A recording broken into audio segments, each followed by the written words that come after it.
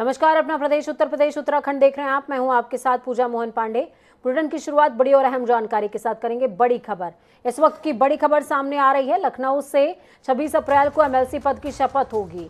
32 MLC 26 अप्रैल को शपथ लेने वाले हैं। 26 अप्रैल को एमएलसी शपथ ग्रहण समारोह होने वाला है। तो बड़ी खबर, अहम जानकारी इस वक्त की आपको दे रहे हैं। बड़ी खबर है, 26 अप्रैल को एमएलसी शपथ ग्रहण कार्यक्रम होगा, जिसमें तमाम जो निर्वाचित एमएलसी हैं उनका शपथ ग्रहण होने वाला है।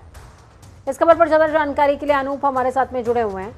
अनूप, 26 अप्रैल जब 32 जो एमएलसी सेलेक्ट हुए हैं उनकी शपथ ग्रहण होनी है, ऐसे में क्या कुछ तैयारियां सूबे में चल रही हैं? तो देखिए, विधान परिषद का चुनाव हुआ था जिसमें 26 सीटों पर चुनाव हुआ था। हालांकि भाजपा के 9 जो एमएलसी थे पहले ही निर्विरोध चुने गए थे, उसके बाद चुनाव हुआ था, 26 सीटों पर चुनाव हुआ था। ऐसे में जो नवनिर्वाचित एमएलसी हैं उनका शपथ ग्रहण का तारीख निश्चित हो गई है।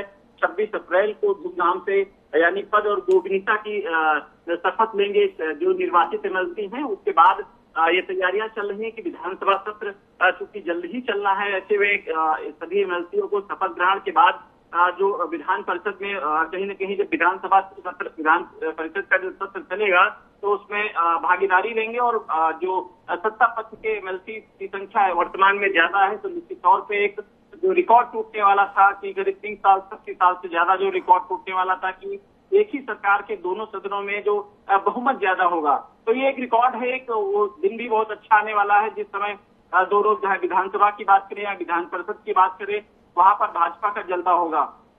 गुजरात, बहुत शुक्रिया अनूप, हमारे साथ जुड़ने के लिए, अहम जानकारी साझा करने के लिए। तो योगी सरकार उत्तर प्रदेश में दोबारा सत्ता में आने के बाद से अब उत्तर प्रदेश में यूनिफॉर्म सिविल कोड लागू करने की तैयारी कर रही है। इस संबंध में उप मुख्यमंत्री केशव प्रसाद मौर्य ने कहा कि देश को अब इसकी जरूरत है। उप मुख्यमंत्री केशव प्रसाद मौर्य ने कहा है कि अब समय की जरूरत है कि पूरे देश में एक कानून को लागू कर दिया जाए। इससे पहले उत्तराखंड के मुख्यमंत्री पुष्कर सिंह धामी ने भी सिविल कोड लागू करने की बात कही थी, जिसके बाद उत्तर प्रदेश में भी इसकी तैयारी शुरू हो चुकी है। केशव प्रसाद मौर्य ने कहा कि पहले की सरकारों ने तुष्टीकरण की राजनीति के कारण इस पर ध्यान नहीं दिया, अब योगी सरकार है और इस पर विचार कर रही है। अरे माननीय गृह मंत्री जी ने जो कहा है, हमारे पूर्व राष्ट्रीय अध्यक्ष जी ने जो कहा है, वह ऐसी बात कही है जो इस देश की जरूरत है। एक देश में एक कानून सबके लिए हो, इसकी आवश्यकता है। किसी के लिए कुछ हो, किसी के लिए कुछ हो, इससे बाहर निकल करके मैं समझता हूँ सोचने की आवश्यकता नहीं है। और उत्तर प्रदेश सरकार भी इस दिशा में गंभीरता से विचार कर रही है और जिस प्रकार से उत्तराखंड सरकार ने अपने कदम बढ़ाए, उसी प्रकार से उत्तर प्रदेश सहित, जैसा माननीय गृह मंत्री जी ने कहा है, देश के अन्य राज्यों में भी जहाँ भाजपा की सरकार है वहाँ भी, और जहाँ गैर भाजपा सरकारें हैं, अगर सबका साथ सबका विकास, सबके लिए एक जैसा कॉमन सिविल कोड, ये तो एक ऐसी चीज़ है जिसका सबको मांग करनी चाहिए, सबको स्वागत करना चाहिए। लेकिन हर जगह जब वोट बैंक तलाशता है व्यक्ति, तो निश्चित तौर से उसके सामने तुष्टीकरण की राजनीति दिखाई देती है। लेकिन हम इसके तो वहीं विभागीय योजनाओं की जमीनी हकीकत जानने झांसी पहुंचे उत्तर प्रदेश के जल शक्ति मंत्री स्वतंत्र देव सिंह अफसरों पर भड़क गए। नहर के निरीक्षण के दौरान जब उन्हें काम संतोषजनक नहीं दिखा तो उन्होंने सिंचाई विभाग के अभियंता को बुरी तरीके से फटकार लगाई। अफसरों से मंत्री ने कहा कि पैसा कमाना बुरी बात नहीं है, लेकिन पूरा का पूरा पैसा डकार जाना बुरी बात है। दरअसल जनपद के कई हिस्सों में नहरों की सिल्ट सफाई की स्थिति और कई परियोजनाओं की जमीनी हकीकत जानने मंत्री क्षेत्र में निकले तो स्थिति देखकर उन्हें गुस्सा आ गया। जल शक्ति मंत्री स्वतंत्र देव सिंह ने नाराजगी जाहिर करते हुए अफसरों से कहा कि गरीब के खेत तक पानी पहुंचाना हमारा लक्ष्य है। पैसा कमाना कोई बुरी बात नहीं है, लेकिन पूरा का पूरा पैसा डकार जाना बहुत बुरी बात है। इस पर अफसर ने जवाब दिया कि पता करते हैं। अफसर के इस जवाब पर मंत्री और भड़क गए। गुस्साए मंत्री ने अफसर से कहा कि देखो, पता करो क्या विषय है। सफाई के लिए यहाँ पैसा आया है। सभी नहरों की यही स्थिति बनी हुई है। सड़क से 2-3 किलोमीटर तक सफाई दिखती है, उसके बाद नजर ही नहीं आती।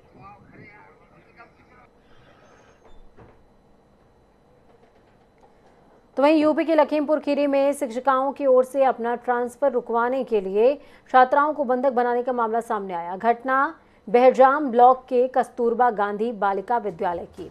जहां पर गुरुवार शाम 2 शिक्षिकाओं ने करीबन 20 छात्राओं को बंधक बना लिया, जिसकी सूचना मिलते ही पुलिस भी मौके पर पहुंची और बच्चियों को छुड़वाया गया।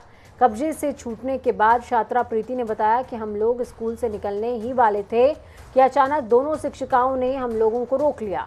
वो दोनों बोली कि उन्हें हम लोगों की क्लास लेनी है, जो बच्चे पढ़ाई में कमज़ोर हैं उनको रोका गया। उनकी बात सुनकर हम लोग रुक गए। जैसे ही सब लोग स्कूल से बाहर निकले, उन लोगों ने स्कूल को अंदर से बंद कर लिया। छात्रा ने बताया कि टीचर्स हम लोगों को एक क्लास में बंद करके परेशान करने लगे। उसके बाद छत पर चढ़ गईं, वापस आकर पीटने लगी। बाद में परिवार के लोग भी बाहर आ गए, सब लोग हंगामा करने लगे। फिर जाकर पुलिस आई है, उसके बाद हम लोगों को छुड़ाया गया।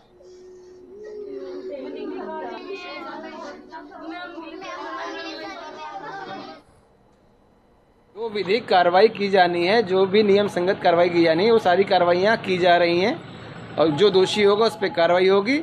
और बच्चों को हित शासन के मंशानुरूप सर्वोपरि है और उसके लिए जो भी कार्रवाई करनी पड़ी वो कार्रवाई की जाएगी।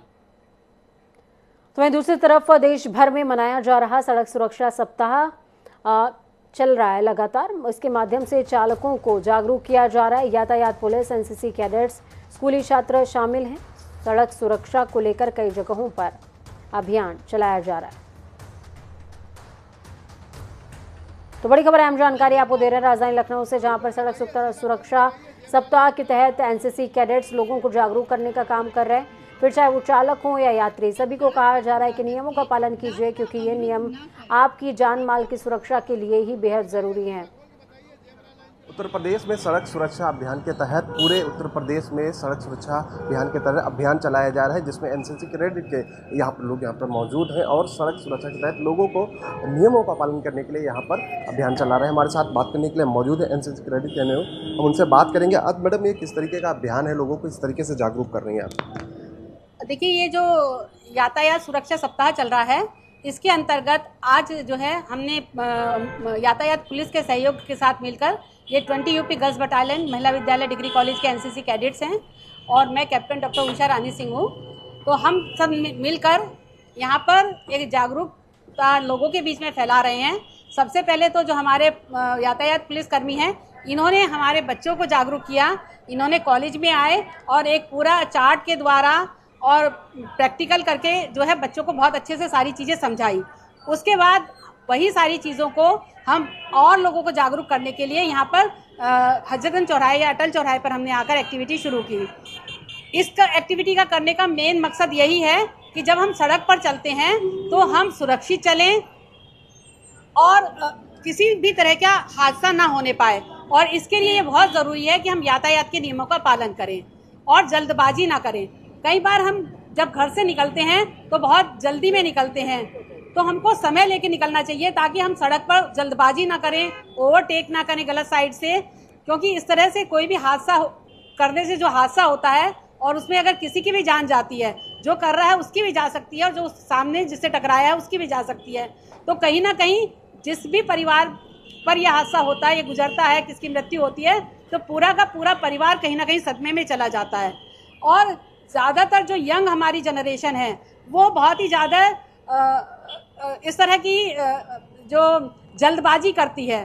तो ये सबसे बड़ा संदेश उन्हीं लोगों के लिए है कि जो हमारी यंग जनरेशन है वो समय से काम करे, संयम से काम करे और यातायात के नियमों का सड़क पर चलते हुए पूरी तरह से पालन करे, ताकि खुद भी सुरक्षित रहे और दूसरों को भी सुरक्षित रखे। ये बच्चे जो हमारे हैं, इनको भी ये कहा जा रहा है कि केवल आप अपने तक ही नहीं रखेंगे, आपने जो भी ये सीखा है आप अपने परिवार में, अपनी फैमिली में, अपने पड़ोस में, अपने कॉलेज में अदर बच्चों को भी इस तरह से जागरूक करेंगे ताकि जो सड़क दुर्घटनाएं हैं वो कम से कम हो। क्योंकि हमने ये देखा है कि जितनी मृत्यु सड़क दुर्घटना की वजह से हादसे में होती है, अन्य कोई और कारण से उतनी मृत्यु नहीं होती है। एनसीसी कैडेट के जो लगातार ट्रैफिक नियमों का पालन करने के लिए लोगों को यहाँ पर प्रेरित कर रहे हैं। लखनऊ से जनता टीवी, अविनाश। उत्तर प्रदेश में आजम खान को लेकर के खींचतान कम नहीं हो रही है। ओवैसी की पार्टी AIMIM ने खुद की पार्टी में शामिल होने का उनको न्योता भेजा है। तो वहीं अखिलेश से नाराजगी के बीच शिवपाल यादव ने रामपुर जेल पहुंचकर आजम खान से मुलाकात की। ऐसे में क्या आजम खान का साथ पाकर शिवपाल यादव अखिलेश के खिलाफ सपा में जो लॉबिंग है उसका काम कर पाएंगे, या फिर अधिवेशन बुलाकर अखिलेश यादव के अध्यक्ष पद को चुनौती देने की रणनीति पर काम कर रहे हैं। बात जो भी हो, अगर इन सवालों में सच्चाई हुई तो जल्द ही शिवपाल यादव के साथ ओम प्रकाश राजभर, जयंत चौधरी और अन्य गठबंधन के साथी भी नजर आ सकते हैं। समाजवादी पार्टी के राष्ट्रीय अध्यक्ष अखिलेश यादव और प्रगतिशील समाजवादी पार्टी के राष्ट्रीय अध्यक्ष शिवपाल सिंह यादव के बीच अब तकरार बढ़ने लगी है। समाजवादी पार्टी के माइलस्टोन कहे जाने वाले या यूं कहें फाउंडर मेंबर शिवपाल यादव ने अब सवाल खड़ा किया है अखिलेश यादव पर, और खास बात पहली बार उन्होंने मुलायम सिंह यादव पर सवाल खड़ा किया और कहा है कि अगर ये दोनों चाहते तो आजम खान कब के जेल से बाहर आ चुके होते। शिवपाल यादव ने कल जेल में आजम खान से मुलाकात की और माना यह भी जा रहा है कि जेल से बाहर आने के बाद एक नई राजनीति उत्तर प्रदेश में नजर आ सकती है। सूत्रों का मानना यह भी है कि शिवपाल यादव अब समाजवादी पार्टी पर दावा भी कर सकते हैं और आने वाले समय में वो इसे अपनी पार्टी और यहाँ तक कि जो फाउंडर मेंबर्स रहे हैं उनको साथ लेकर इस पार्टी पर दावा करेंगे कि इस पार्टी के हकदार हैं। फिलहाल देखना होगा कि इन खबरों में आखिर कितनी सच्चाई है और शिवपाल यादव का अगला कदम क्या होगा। कैमरा पर्सन राजेश के साथ तौफीक किदवई, जनता टीवी, लखनऊ। पंचायती राज मंत्री भूपेंद्र चौधरी एक कार्यक्रम में शामिल होने के लिए बिजनौर पहुंचे हुए थे, जिसमें भाजपा के तमाम कार्यकर्ता और कोऑपरेटिव बैंक एसोसिएशन के कर्मचारियों ने फूल मालाओं से मंत्री भूपेंद्र चौधरी का स्वागत किया। आपको बता दें कि कैबिनेट ने 18 मंत्रियों को सीएम योगी का 18 मंडलों में विकास कार्यों की समीक्षा करने के लिए आदेश हुआ है। इसी को लेकर लगातार कैबिनेट में मंत्री मंडलों में जमीनी स्तर पर जाकर विकास कार्यों की समीक्षा कर रहे हैं। सूबे में दोबारा भाजपा सरकार बनने के बाद सीएम योगी एक्शन मोड में है और एक तरफ भूमाफियाओं की संपत्ति पर बुलडोजर चल रहा है तो दूसरी तरफ कैबिनेट के 18 मंत्रियों को 18 मंडलों में भेजा जा रहा है। सीएम योगी ने विकास कार्यों की समीक्षा के लिए नई पहल की है। माननीय मुख्यमंत्री जी ने सभी मंत्रियों को, जो कैबिनेट मंत्री हैं 18, उन्हें 18 मंडलों में 72 घंटे का प्रवाह करके नीचे तक सारे विकास के कामों को सबको समीक्षा करने के लिए कहा गया। माननीय मुख्यमंत्री जी हम लोगों को कार्य आवंटित कर देंगे, जो मंडल देंगे उसी आधार पर हम लोग इस क्षेत्र के, अपने क्षेत्र के विकास की योजना की समीक्षा करेंगे, जो सरकार के काम है उनकी समीक्षा करेंगे। तो वहीं आपको बता दें कि कुमाऊं के जंगलों में लगी आग पर कुमाऊं कमिश्नर दीपक रावत ने जिलाधिकारियों को सख्त निर्देश दिए हैं। कमिश्नर रावत ने सभी जिलाधिकारियों को जंगल की आग को नियंत्रण के उपाय करने के निर्देश दिए। उन्होंने कहा कि क्रूज स्टेशन के प्रभारियों की जवाबदेही तय करनी होगी। जंगलों की आग को लेकर प्रशासन, वन विभाग और पुलिस इंटीग्रेटेड को सिस्टम से मॉनिटरिंग करना होगा और लाइव फायर को चिन्हित करने के निर्देश भी दिए गए हैं। इसके अलावा कमिश्नर दीपक रावत ने आग लगाने वालों के खिलाफ सख्त कार्रवाई करते हुए मुकदमा दर्ज करने के आदेश दिए हैं।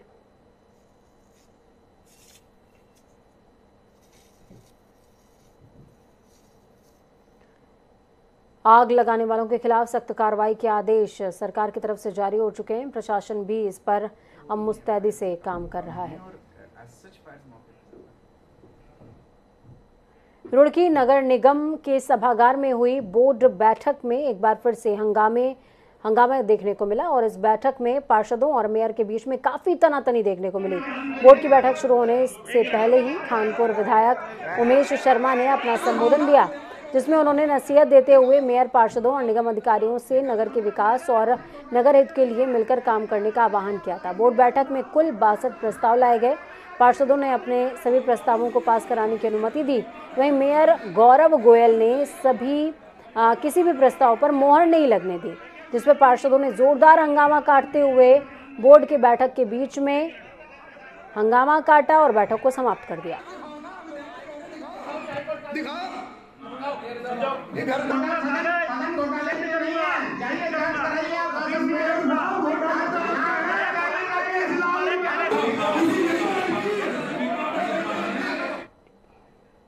हरिद्वार जिले में पंचायत चुनाव न होने से कांग्रेसी बेहद गुस्से में है।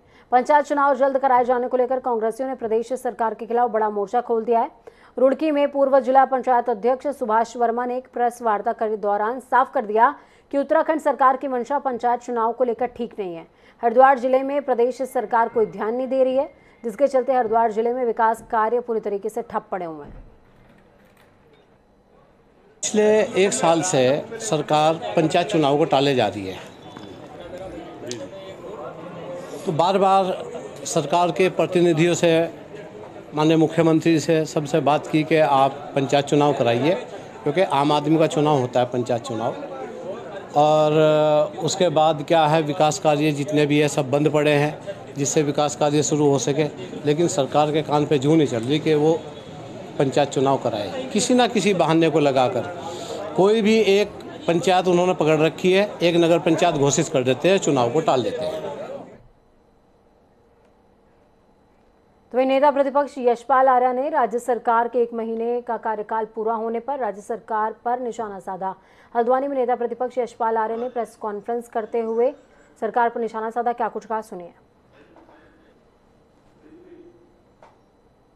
1 माह का कार्यकाल भारतीय जनता पार्टी सरकार पूरा करने जा रही है और निश्चित रूप से 1 महीने में देखने को मिला है कि कोई रोड मैप नहीं है, कोई ठोस कार्य योजना नहीं है, दिशाहीन है। तो तमाम बिंदु ऐसे हैं जिससे सरकार का चेहरा बिल्कुल बेनकाब हो चुका है। देखिए, मैं लगातार आपके प्रमुख चैनलों के माध्यम से कहता रहा हूं कि जंगल तबाह हो चुके हैं, खाक हो चुके हैं, राख हो चुके हैं, करोड़ों की संपदा खत्म हो चुकी है।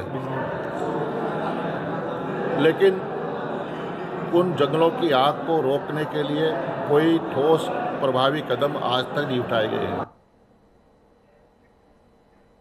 तो ये राजधानी देहरादून में अतिक्रमण पर अब नगर निगम भी सख्त नजर आने लगा है। देहरादून नगर निगम ने राजधानी की मुख्य सड़कों समेत व्यापारियों की ओर से फुटपाथ पर किए गए अतिक्रमण को हटाने की जो कार्रवाई है वो शुरू कर दी है। राजधानी दून के मुख्य क्षेत्र इनमुल्ला बिल्डिंग, प्रिंस चौक, सहारनपुर चौक, पटेल नगर, माजरा क्षेत्र में कई जगहों पर रोड के किनारे जो फड़ियां लगा करती थी उनको जब्त कर लिया गया है। व्यापारियों की ओर से फुटपाथ पर सामान रखकर अतिक्रमण किया जा रहा था, उन्हें भी हटवाया गया है। और इस कार्रवाई के दौरान व्यापारियों और पुलिस वालों के बीच में थोड़ी बहुत नोकझोंक भी देखने को मिली।